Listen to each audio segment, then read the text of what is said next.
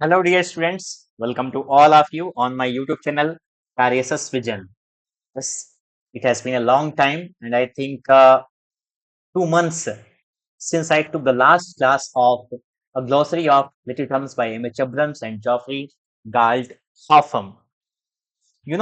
I think there must be a proper reason behind everything that occurs in our life. I'm not going to give you a lengthy lecture because I have to, complete my this task for which I am here. I am going to teach you something today, but before teaching or giving you lessons on that particular topic, I wanted to talk to you. Today, you know, is the birthday of Lord Krishna, and we celebrate this festival as Janmashtami. And I think many of you are familiar that there is a novel, famous novel, Passes to India by with the writer E.M. Foster. Yes, E.M. Foster, Edward Morgan Foster, who wrote this novel and divided this novel among three parts: in mosque and cave and temple. And this novel ends on the festival of Shri Krishna Janmashtami. So, Sir Godbole is going to, celebrate this festival, and he's lighting the lamps, and there's rain also that occurs on that particular day. I was going temple on Saturday, and somehow I got the idea that I must resume my classes. Many among you were, making comments on the videos that why I'm not uploading new videos about a glossary of biomatch Abrams. And I also was in mood to teach you, but the circumstances, you can say, were not in our favor.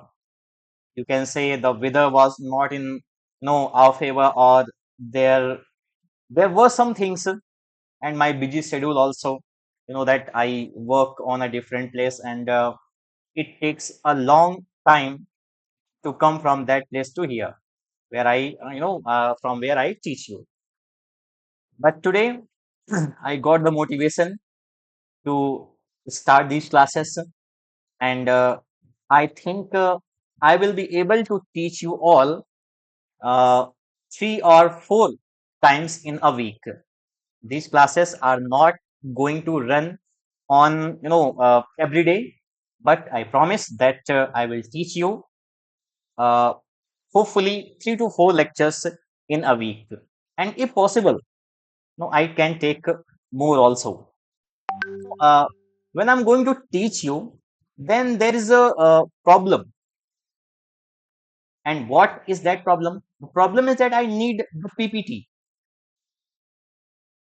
and I do not have any helper who could, make my PPT and facilitate my this task.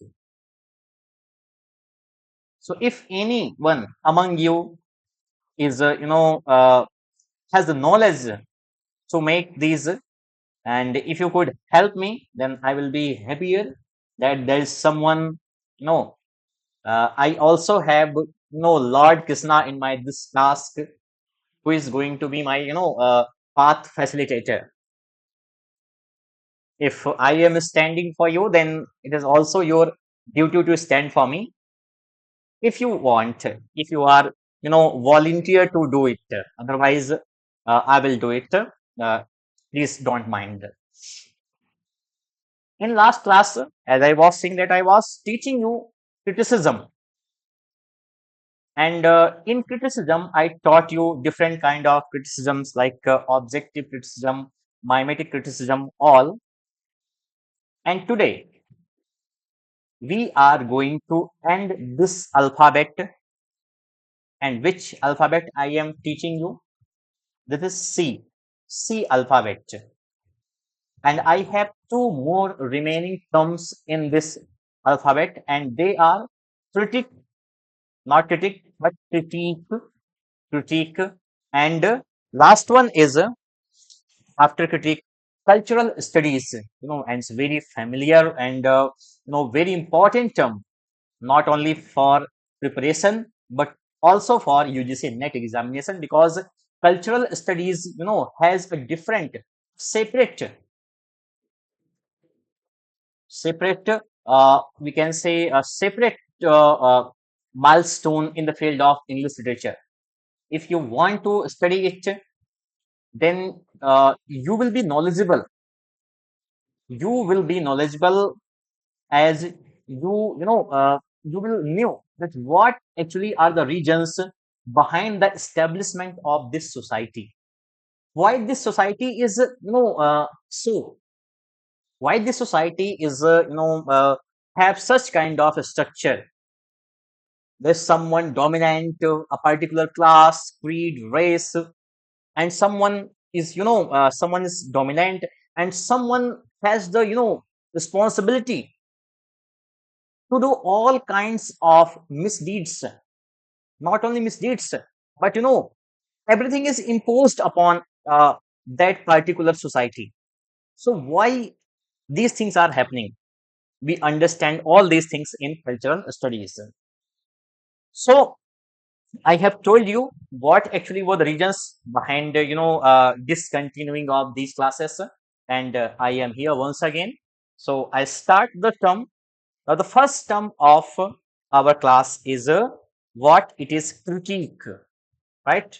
critique critique में क्या होता है, मैंने आपको बताया है, मैं आपको बता रहा हूँ फिर से। क्रिटिक ये होता है कि जब आप किसी एक पर्टिकुलर टॉपिक पर, पर्टिकुलर टॉपिक आपका क्या हो सकता है, वो आपका शेक्सपियर के आप ट्रेजेडीज पर लिख सकते हैं क्रिटिक, आप कॉमेडीज पर लिख सकते हैं, शेक्सपियर के हिस्ट्री प्लेस पर लिख सकते हैं, जॉन डन की आप लव पोएम्स के बारे में लिख सकते हैं, मेटाफिजिकल उनकी जो क्वालिटी थी उसके बारे में आप लिख सकते हैं।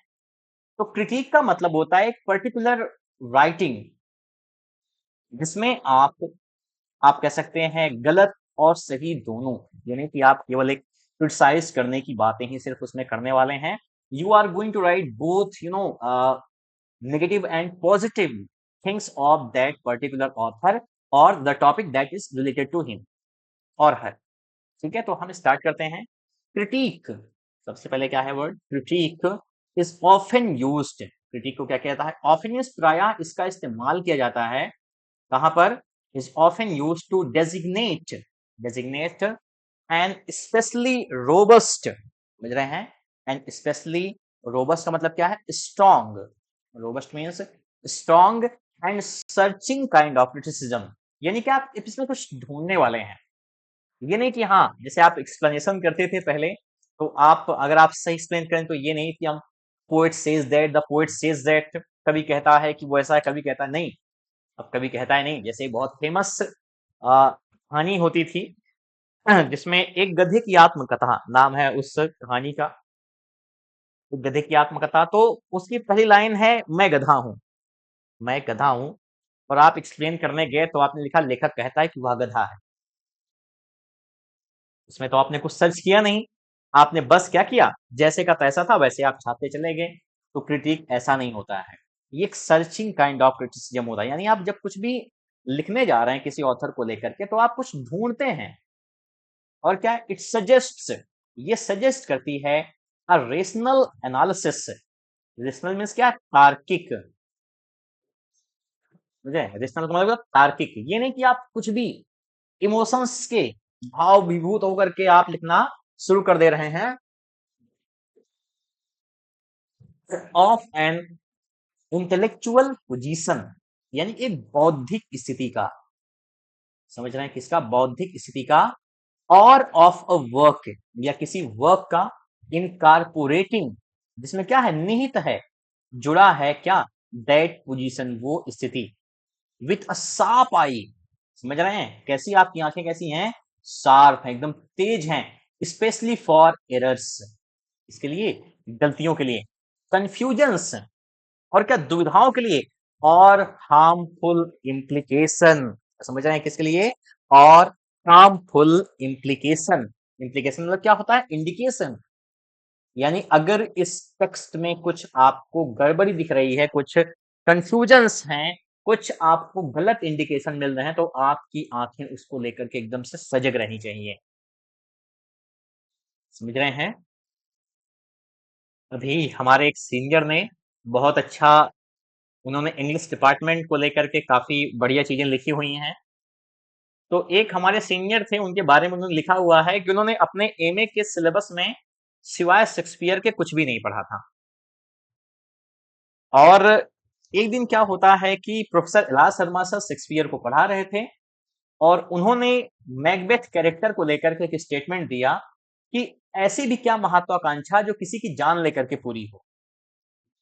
मैकबेथ आप जानते हैं किस तरीके से उन्होंने डंकन को मारा। तो ऐसी भी क्या महत्वाकांक्षा जो किसी की जान लेकर के पूरी हो। तो इस पर वो सीनियर वो कहें कि सर मैं आपसे सहमत नहीं हूं। तो प्रोफेसर दास शर्मा सर ने कहा तो क्या, मेरी बीवी तो मुझसे सहमत नहीं होती है। और ये डिस्कशन एंड हो गई। तो समझ रहे हैं आप क्या हैं, आपकी सार पाई होगी। मैकबेथ क्या है, अब वो गलत है या सही है, आप ये नहीं कि आप सिर्फ गलत ही उसके बारे में बताएंगे, आप सही भी चीजें बताएंगे उसके बारे में। आपकी सार पाई होनी चाहिए। अब देखिए द टर्म ग्लांसेस बैक, ये जो टर्म है ग्लांसेस बैक पीछे जाता है कहां पर, टू द जर्मन फिलोसफर। कहां पर, जर्मन फिलोसफर इमैनुअल कांट। आपने नाम सुना होगा इनका ना, इमैनुअल कांट। किसने सुना है आप मुझे बताएंगे टर्म्स में, कमेंट्स में। हु रॉट थ्री क्रिटिक्स, जिन्होंने तीन क्रिटिक्स लिखे। कौन कौन से देखिए, of pure reason, practical reason and judgment. कौन कौन से, of pure reason, of practical reason and of judgment, जो पब्लिश हुआ 1781 से लेकर के 90 के बीच में। जो फैक्ट, ये तथ्य दैट कांट्स यूज ऑफ क्रिटिक, ठीक है, कि कांट का क्रिटिक शब्द का इस्तेमाल किया जाना सजेस्ट, सजेस्ट करता है, ठीक है, इंडिकेट करता है a rigorous reliance on reason. Rigorous means क्या होता है, कठोर। समझ रहे हैं किस तरफ, कठोर। रिलायंस का मीन्स क्या, निर्भरता। किस पर, ऑन रीजन यानी तर्कों पर। इंप्लाइज कॉन्फिडेंस, और क्या, जहां पर निहित है, कॉन्फिडेंस मीन्स आपका विश्वास इन ह्यूमन ऑटोनॉमी, इंसानी जो शरीर है वहां पर। एंड इज एसोसिएटेड, और जुड़ा है विथ कांस लुकिंग फॉरवर्ड, ठीक है, कांत का looking forward to human emancipation. यहां पर कांत का आगे देखना किस बात को लेकर के, ह्यूमन इमेंसिपेशन को लेकर के, यानी कि ह्यूमन मानवीय मुक्ति को लेकर के।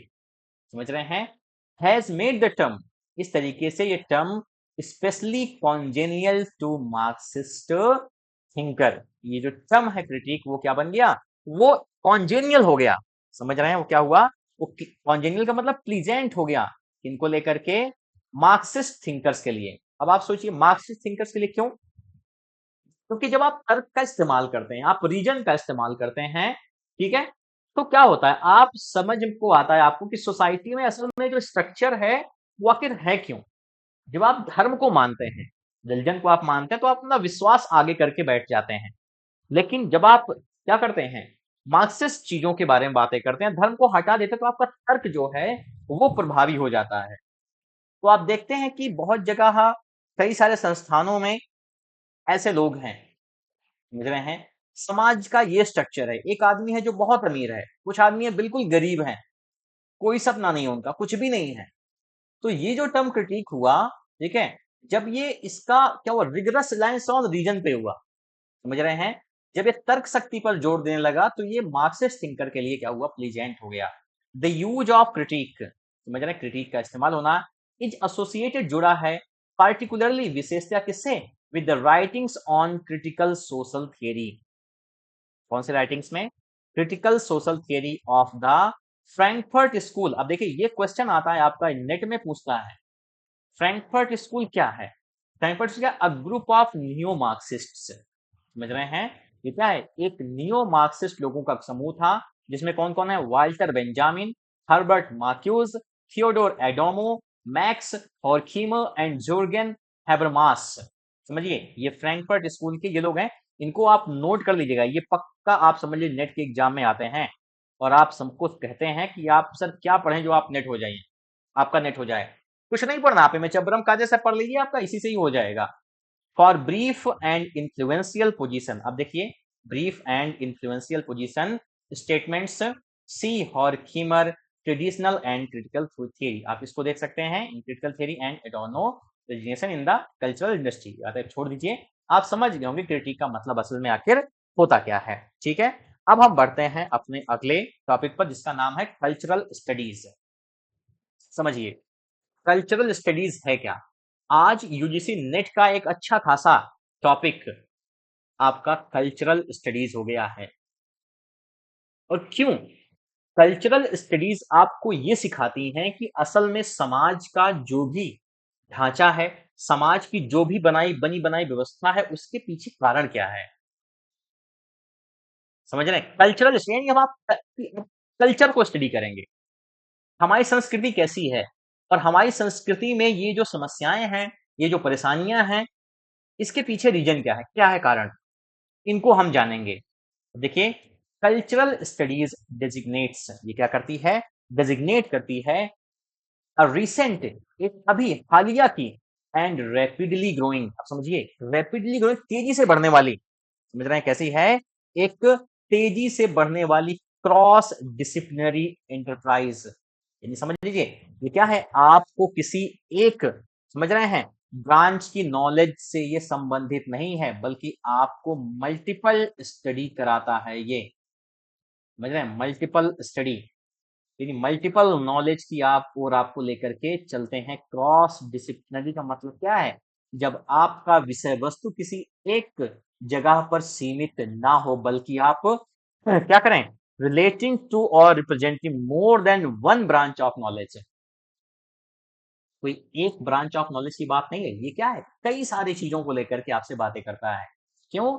फॉर एनालाइजिंग, एनालाइज करने के लिए, समझ रहे हैं, द कंडीशंस, वो कारण, वो स्थिति, दैट इफेक्ट, जो प्रभावित करती किसको, द प्रोडक्शन, समझ रहे हैं किसको, द प्रोडक्शन, उत्पाद को, और क्या, and reception and cultural significance of all types of institutions, practices and products. समझ रहे हैं ये क्या है, आपको हर तरीके के प्रोडक्शन, प्रोडक्शन मतलब यहाँ पे कोई उत्पाद की बात नहीं हो रही है, यानी समाज की जो व्यवस्था नई उभर करके आ रही है उसके बारे में, रिसेप्शन एंड कल्चरल सिग्निफिकेंस, ठीक है, of all types of institutions, हर वो इंस्टीट्यूशंस, चाहे वो जाति हो, चाहे वो धर्म हो, चाहे वो नस्ल हो, कुछ भी हो, उसका कल्चरल सिग्निफिकेंस क्या है, एंड प्रोडक्ट्स, ठीक है, institutions, practices and products, among these, और उन्हीं सब के बीच में क्या है, लिटरेचर इज अकाउंटेड, लिटरेचर को माना जाता है, जोड़ा जाता है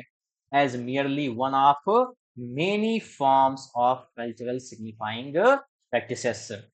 कैसे, लिटरेचर क्या है, as nearly one of many, कई सारे forms of cultural signifying practices.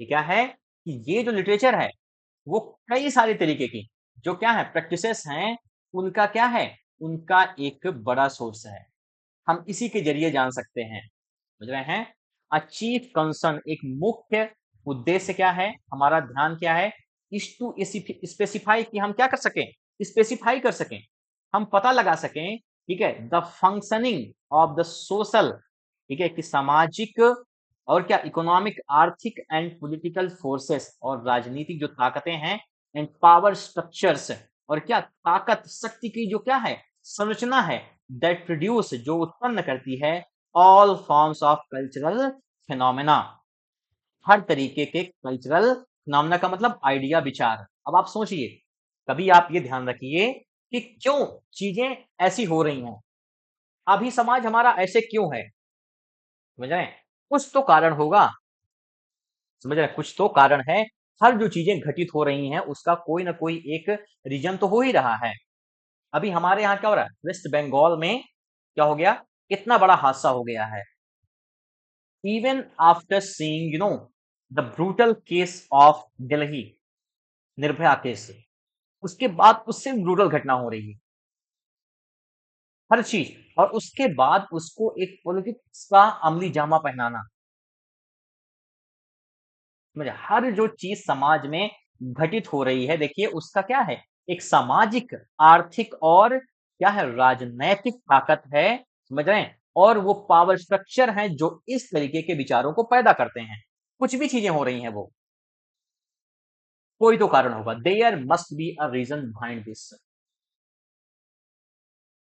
समझ रहे हैं? बहुत सारी प्रॉब्लम से हम जूझते हैं और हमको लगता है कि नहीं, ये चीजें ऐसे, सेंसेक्स सोचिए, सेंसेक्स गिरता है, बढ़ता है, सारा सब कुछ प्री डिसाइडेड। बहुत सारी मूवीज होती हैं जो आपको मतलब दिखाती है कि ये सब तो पहले से ही तय था, हम सिर्फ क्या कर रहे हैं। शेक्सपियर कहता है ना, all the world stage and we are merely actors, we are merely players. हमारी हालत वैसी ही है। हर वो इंस्टीट्यूशन, चाहे वो क्लास का हो, चाहे वो रेस का हो, चाहे वो कास्ट का हो, वो हमको क्या कर रहा है, वो हमें ऑपरेट कर रहा है, समझ लीजिए। एंड इंडो देम, और इनको क्या करते हैं, प्रदान करते हैं with their social meanings, their truth, सामाजिक, समझ रहे हैं, मायने में their truth, the modes of discourse in which they are discussed and their relative values and status. समझ रहे हैं, द मोड्स ऑफ डिस्कोर्स, और इस तरीके से उनको एक डिस्कोर्स मिलता है, ठीक है, बातचीत का जरिया, इन विच दे आर डिस्कस, जहां पे हम उनको बहस करते हैं, and there relative value and status, और उनसे जुड़े हुए जो वैल्यू हैं, मूल्य हैं, और उनकी जो स्थिति है उसको। इस पूरे अगर मैं पैरा को एक नटसेल में अगर एक्सप्लेन करूं, तो इसका मतलब क्या हो रहा है कि हर चीज जो समाज में घटित हो रही है उसके पीछे एक सामाजिक, आर्थिक और राजनैतिक कारण होता है। फिर एक सत्य आपके सामने, अब आप सोचिए, ये ट्रुथ को क्यों उसने डबल इन्वर्टेड कॉमा में रखा गया, क्यों? क्योंकि सच नाम की जैसी कोई चीज ही नहीं है क्या? कुछ भी नहीं है। बस हमारे पास क्या होता है, डेफिनेशन होती है सच की। तुम्हारा सच ये है, मेरा सच ये है।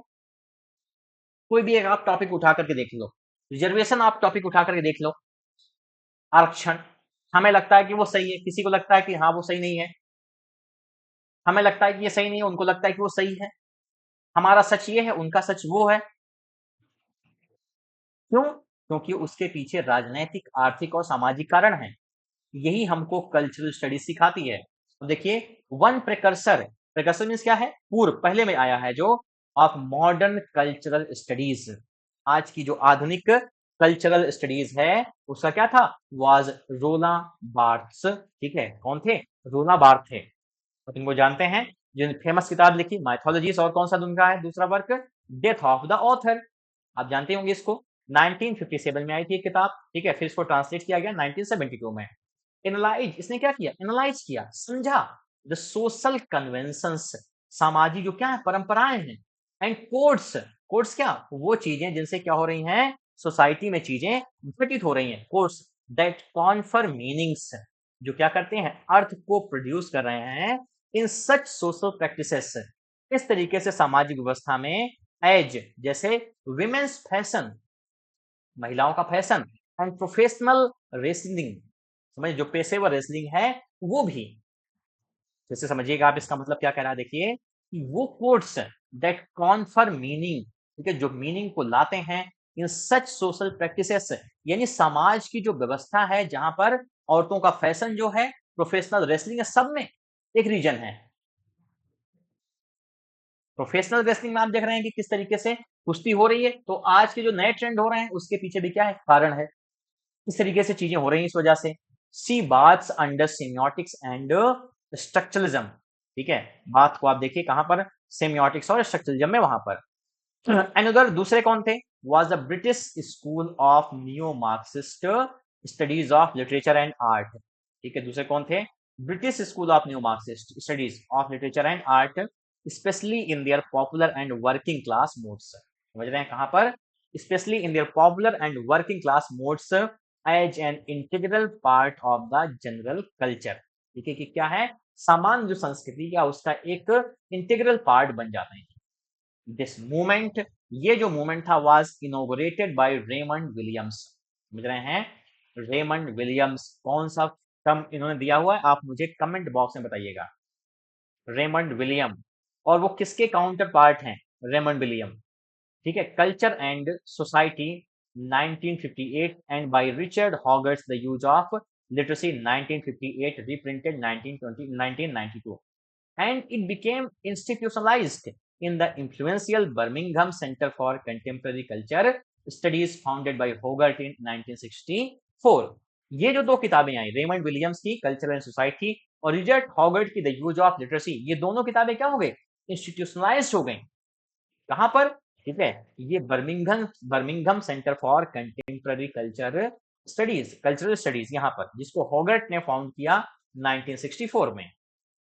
ठीक है, in the United states, America की अगर बात की जाए, द वो मीन्स क्या है, फैशन फॉर कल्चरल स्टडीज, इस कल्चरल स्टडीज का हैड इट्स रूट्स, ठीक है, इसकी जड़ें कहां पर थी, mainly in the mode of literary and cultural criticism known as the new historicism. ठीक है, कहां पर, had its roots mainly in the mood of literary and cultural criticism known as the new historicism। कौन है, Stephen Greenblatt, Stephen Greenblatt.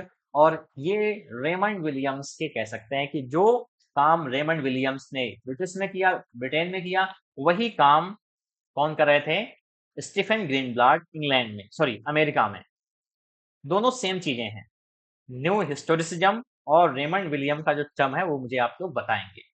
When it's antecedents, जब इसके क्या है, antecedents both in post structural theorist such as Louis Althusser and Michael Foucault and in the treatment of culture as a set of significance systems by Clifford Geertz and other cultural anthropologist. समझ रहे हैं, ठीक है, क्या है कि ये जो चीजें हैं अमेरिका में, इसकी जो कल्चरल स्टडीज की जो रूट्स आई वो मेनली कहां पर थी, कल्चरल क्रिटिसिज्म में, कौन सा, द न्यू हिस्टोरिसिज्म में।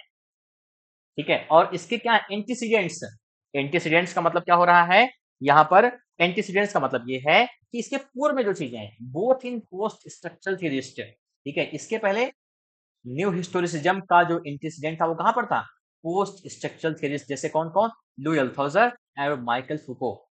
समझ रहे हैं, जब इन्होंने क्या किया, जब इन्होंने कल्चर को लेकर के बातें की, ठीक है, और यहाँ पर क्लिफर्ड गेस्ट एंड अदर कल्चरल एंथ्रोपोलॉजिस्ट, इन सब ने। ठीक है, आगे बढ़ते हैं। प्रोमिनेंट इंडीवर, एक विशेष प्रयास इन कल्चरल स्टडीज। समझ रहे हैं, प्रोमिनेंट का मतलब क्या है, विशेष, इंडीवर का मतलब क्या होता है, प्रयास, इन कल्चरल स्टडीज, कल्चरल स्टडीज में क्या है, इज टू सबवर्ट, सबवर्ट क्या, पलटना, ठीक है, पलटना डिस्टिंक्शंस, उन भेदभावों को, ठीक है, उन विभिन्नताओं को, इन ट्रेडिशनल क्रिटिसिज्म, जो पारंपरिक आलोचनाएं हुई इसमें, between high literature and high art and what were considered the lower forms. समझिए क्या होता है, हमने डिस्टिंक्शन एक बना लिया, ट्रेडिशनल क्रिटिसिज्म में क्या हुआ कि हमने कुछ हाई लिटरेचर और हाई आर्ट की संज्ञा दे दी कुछ वर्क्स को, और क्या हमने किसी को माना क्या, द लोअर फॉर्म्स। समझ रहे हैं, lower forms that appeal too much larger body of consumers. कैसे, अब आप समझिए कि जो ट्रेजेडी थी वो क्या हुआ, वो पर्टिकुलर क्लास को लेकर के टारगेट करके बनाई गई। ये क्या है, कोई बड़े लोग, अच्छे लोग इसको देखेंगे तब उनको समझ में आएगा, ये आम आदमियों के लिए नहीं है। समझ रहे हैं, ये क्या है, एक नोबल एक्शन, नोबल लोग का, नोबल लोगों के लिए बनाया गया इसको, और ये हाई लिटरेचर हाई आर्ट बना। लेकिन जो छोटे लोग थे उनको तो क्या, यार उनके लिए तो ऐसे जो चीजें इंटरटेनिंग वाली कॉमेडी हमने बना दी बढ़िया सी, समझ रहे हैं, उसको हमने क्या किया, दोनों को अलग किया, हाई लिटरेचर हाई आर्ट, और एक तरफ था वो लोअर फॉर्म जो एक बड़ी बॉडी ऑफ कंज्यूमर्स को अपील कर रहा था। टिपिकली, कि परंपरागत रूप से cultural studies pays less attention to works in the established literary canon than to popular fiction, best selling romances, that is love stories, journalism and advertising, together with other arts that have mass appeal such as cartoon, comics, film, television, soap operas। समझ रहे हैं, and rock and rap music. समझिए, परंपरागत रूप से क्या किया, cultural studies ने, उसने अपना ध्यान जो एक स्टैब्लिश्ड लिटरेरी कैनन के वर्क्स थे उस पर दिया ही नहीं। तुम हाई अपना लेकर के घूमते रहो, समझ रहे हैं, शेक्सपियर के हिस्ट्री प्लेस जहां बड़ी बड़ी बातें की गई हैं, हम उस पर ध्यान ही नहीं देंगे, क्योंकि वो क्या कर रहे हैं, वो क्लास को अपील कर रहे हैं, वो हाई लिटरेचर हाई आर्ट है और वो क्लास को टारगेट है, मास को टारगेट नहीं है। तो अपने आप में आईफोन है, समझे, तो कुछ सीमित लोगों के पास में है, लेकिन तो आप सोचिए पॉपुलर फिक्शन, समझ रहे हैं, ऐसे फिक्शन जो क्या पॉपुलर है लोगों के बीच में, बेस्ट सेलिंग रोमांसेस, खूब कहानियां प्यार वाली बिक रही हैं और खूब आदमी लेकर के पढ़ रहे हैं। जर्नलिज्म पत्रकारिता को, एडवर्टाइजिंग, और ये क्या होता है जब आप प्रचार करते हैं किसी चीज का, टुगेदर विथ अदर आर्ट्स, इसके अलावा कुछ अन्य कलाएं, दैट है मास अपील, जहां पे मास अपील थी यानी कई सारे लोगों तक इनकी पहुंच थी, सच एज कार्टून कॉमिक्स, समझ रहे हैं, कार्टून कॉमिक्स, हम छोटे छोटे हम लोग हुआ करते थे, नागराज, सुपर कमांडो, ध्रुव, इंस्पेक्टर स्टील, समझे, इन सब के लेके पढ़ा करते थे। फिल्म पिक्चरें सब देख रहे हैं, सोचिए, टेलीविजन, टीवी, सॉप ऑपेराज, सॉप ऑपेराज क्या होते हैं, किसी एक विशेष वर्ग की समस्याएं सीरियल के रूप में उसको हर बार हफ्ते में 2-3 दिन दिखाया जाता है। स्त्री तेरी कहानी सीरियल, गुड्डन तुमसे ना हो पाएगा, ये सब जो सीरियल चल रहे हैं वो लगातार चल रहे हैं ना, उसे सब देख रहे हैं। लेकिन जो हाई नॉवेल्स हैं, सलमान रुश्दी की मिडनाइट चिल्ड्रन, कितने लोगों ने पढ़ा हुआ है, नहीं पढ़े होंगे, क्योंकि वो हमारे उससे बाहर है। लेकिन अगर मैं आपसे कहूं कि अभी जो पिछले हालिया कुछ टाइम पे मूवी आई थी गोलमाल, किसने देखा था, लगभग सब लोगों ने देखा हुआ है। तो क्या ये मास को क्या कर रही है, मास अपील कर रही है, समझ रहे हैं।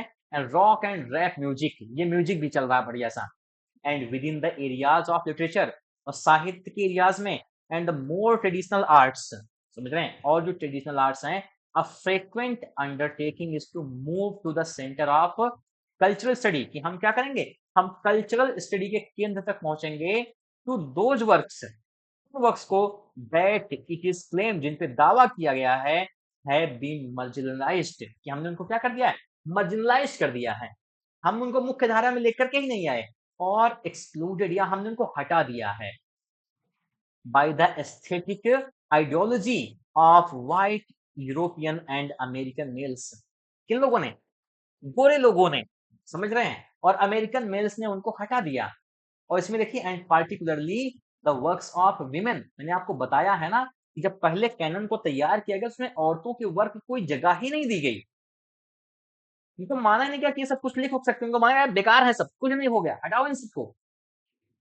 तो कल्चरल स्टडीज जब आई तो उसने इन सारे वर्क्स को देखा, माइनॉरिटी एथनिक ग्रुप्स, और कौन, अल्पसंख्यक जो समूह हैं, and colonial and post colonial writers, समझ रहे हैं, ऐसे लेखकों जो कॉलोनियल और पोस्ट कॉलोनियल हैं, रेडिकल एक्सपोनेंट्स, अब देखिए, रेडिकल एक्सपोनेंट्स कौन थे of cultural studies, subordinate literary studies and criticism to political activism, they orient their writings and teaching toward the explicit end of reforming existing power structures and relation। देखिए जो radical exponents हैं, जो कट्टर हैं इसके समर्थक, कल्चरल स्टडीज के subordinate, वो क्या करते हैं, नीचे कर देते हैं, subordinate literary studies and criticism to political activism, समझ रहे हैं, यहाँ पे क्या है, राजनीतिक सक्रियता उसको हटा देते हैं, दे ओरिएंट, वो अपना ध्यान लगाते हैं कहां पर, उन राइटिंग्स में और उन टीचिंग्स में जहां पर क्या हो, एक्सप्लिसिट का मतलब क्लियर, एंड मतलब क्या है, गोल उनका क्या है, एक स्पष्ट लक्ष्य है, रिफॉर्मिंग एग्जिस्टिंग पावर, समझ रहे हैं, जो अस्तित्व में सत्ता है उसको सुधारेंगे हम, ठीक है, एंड रिलेशंस, उन संबंधों को विच दे कंसिडर, जिसको वो मानते हैं टू बी डोमिनेटेड, तो इस पर क्या किया गया, डोमिनेट किया गया है, कब्जा किया गया है, बाई अ प्रिविलेज जेंडर, समझ रहे हैं, एक क्या प्रिविलेज्ड, समझ रहे हैं क्या, इसको यानी विशेषाधिकार मिले हैं उस जेंडर को, यानी हमेशा मेल ने क्या किया है, उसने फीमेल की वर्क को कुछ माना ही नहीं है, रेस लोगों की, जाति की, व्हाइट लोगों ने काले लोगों को कुछ नहीं माना, और क्लास वर्ग ने, अमीर ने गरीब को कुछ नहीं माना, हम इस व्यवस्था को हटाएंगे। For the contributions of Stuart Hall, Stuart Hall क्या है, a leader in British cultural studies, to discussion of culture, race and ethnicity, see David Morley and वुलन सिंह, इसको आप देखेंगे तो स्टुअर्ट हॉल का मिल जाएगा। स्टुअर्ट हॉल का फेमस टर्म क्या है वो भी आप मुझे कमेंट बॉक्स में बताएंगे। मेनी कल्चरल स्टडीज, बहुत सारी कल्चरल स्टडीज आर डिवोटेड, समर्पित है किस चीज को लेकर के, टू द एनालिसिस, एनालिसिस मतलब क्या, ठीक है, जब आप क्या करते हैं, व्याख्या करते हैं, समझते हैं, एंड इंटरप्रिटेशन, ठीक है, आप सोचते हैं of objects and social practices, समझ रहे हैं, उन चीजों को और उन सामाजिक, ठीक है, प्रैक्टिसेस मतलब अनुप्रयोगों को outside the realm of literature, जो क्या है साहित्य के रियाम से बाहर हैं, एंड द अदर आर्ट्स, और दूसरी कलाएं, these phenomena are viewed as, ऐसे विचारों को देखा जाता है एज इंडोर्ड विथ मीनिंग्स, उसमें क्या है अर्थ निहित हैं, दैट आर द प्रोडक्ट, जो उत्पाद है किसका, of social forces and conventions, समझ रहे हैं, सामाजिक जो ताकतें हैं और जो परंपराएं हैं उसका वो उत्पाद हैं, एंड दैट में ईदर एक्सप्रेस और oppose the dominant structures of power in the culture. JNU में क्या होता है आप कभी सोचिए, वो क्या करते हैं, वो हर बनी बनाई व्यवस्था के ऊपर सवाल लगा देते हैं। कल्चरल स्टडीज का वहां पर आप कह सकते हैं कुछ ज्यादा ही वो है, समझ रहे हैं, वो महिषासुर की पूजा करना शुरू कर देते हैं, वो किसी भी कल्चर को जो स्टैब्लिश्ड है उस पर वो क्वेश्चन मार्क लगा देते हैं, समझ रहे हैं। तो क्या है, हम ऐसी ताकतों और कन्वेंशन की बात कर रहे हैं दैट में ईदर एक्सप्रेस, जो अभिव्यक्त कर सकें, और अपोज, या हम विरोध कर सकें किस चीज का, द डोमिनेंट स्ट्रक्चर्स, जो प्रभावी संरचना है ऑफ पावर, ताकत की, इन अ कल्चर, इसी संस्कृति में, इन थियरी, ठीक है, सिद्धांतिक रूप में, देयर इज नो लिमिट, कोई सीमा नहीं है, to the kinds of things, उन चीजों की, एंड पैटर्न्स, उन जो है चीजों की, of behaviour, to which such an analysis of cultural text may be applied. Current studies deal with a spectrum ranging from the vogue of bodybuilding through urban street fashions.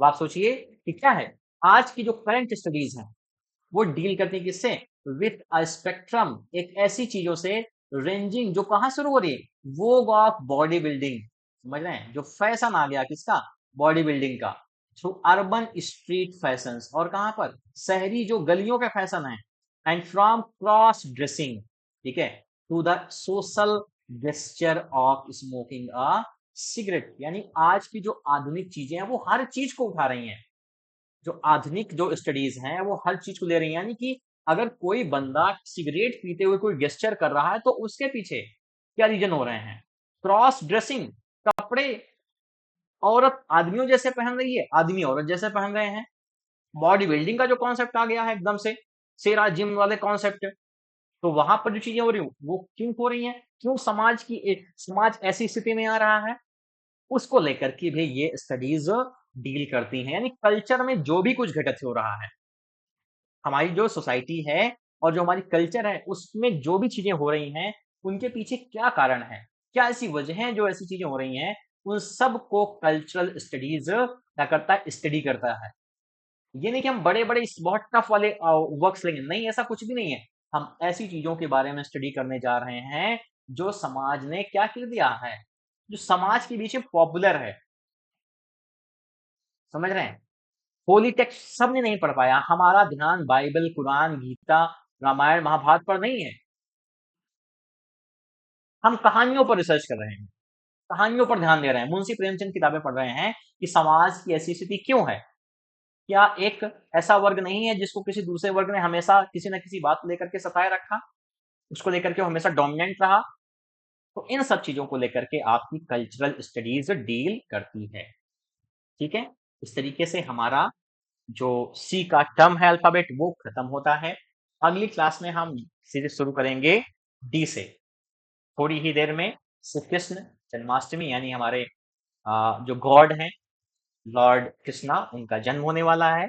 आप सब लोगों को बहुत बहुत शुभकामनाएं, आपको एक बार फिर से wish you a very very happy Shri Krishna Janmashtami. Thank you so much for watching, have a good day.